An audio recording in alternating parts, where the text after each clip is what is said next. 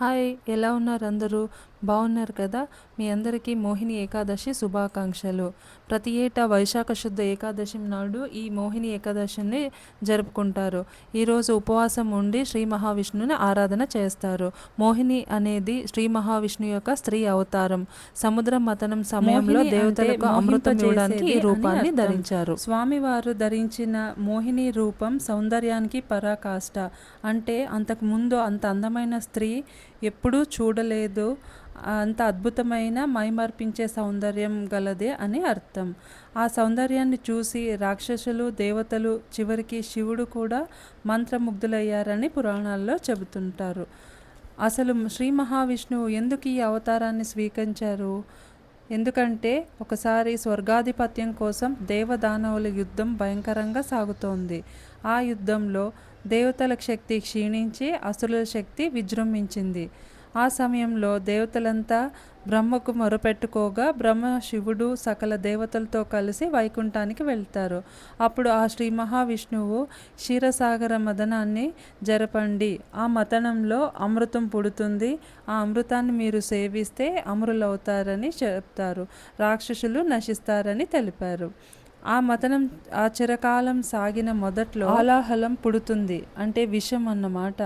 ఈ ఆలాహలం పరమశివుడు లోక కళ్యాణార్థం తన గరళంలో దాచుకుంటాడు. అందుకే కదా మనం ఆయన్ని గరళాకంఠుడు, నీలకంఠుడు అని పిలుస్తుంటాం.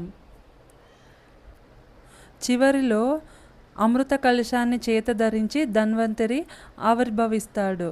అమృతం కోసం దానవులు వారిలో వారే కొట్టుకోవడం మొదలు పెడతారు. ఆ టైంలో దేవతలంతా శ్రీ మహావిష్ణువుని ప్రార్థిస్తారు. అప్పుడు రాక్షసులకు అమృతం దక్కకుండా చేయడానికి శ్రీ మహావిష్ణువు మోహిని అవతారాన్ని స్వీకరించి దేవతలకి మాత్రమే అమృతాన్ని అందిస్తాడు. అందుకే ఈరోజు వైశాఖ శుద్ధి ఏకాదశి నాడు మోహిని ఏకాదశి జరుపుకుంటాం. ఓం నమో భగవతే వాసుదేవాయ. ఈ మంత్రాన్ని 108 సార్లు జపించినట్లయితే ఆ శ్రీ మహావిష్ణు ఆశీర్వాదం మనకి లభిస్తుంది.